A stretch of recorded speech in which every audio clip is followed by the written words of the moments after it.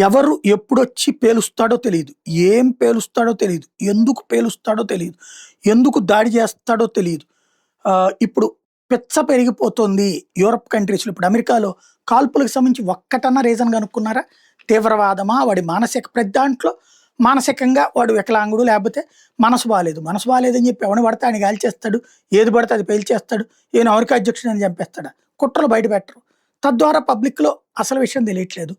Panic అవ్వనివ్వకూడదు. కానీ practicals తెలియాలి గదా! ఫ్యాక్ట్ తెలియాలి గదా! తెలియనివ్వట్లేదు. ఇప్పుడు అదే ఎలన్ మస్క్ తాజాగా యూరప్ సమాజానికి చెప్తున్నాడు.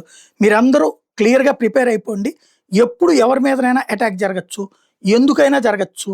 కానీ మీడియాని కంట్రోల్ చేసి, మీడియా ద్వారా వార్తలు రాకుండా మీరు చూడాలని ప్రయత్నిస్తుంటారు. కానీ సోషల్ మీడియా ఉంది కాబట్టి అది ఆగిపోవు. యూరప్ సమాజం అంతా గుర్తుంచుకోవాలి. ప్రమాదం పొంచి ఉంది అని హెచ్చరిస్తున్నారు.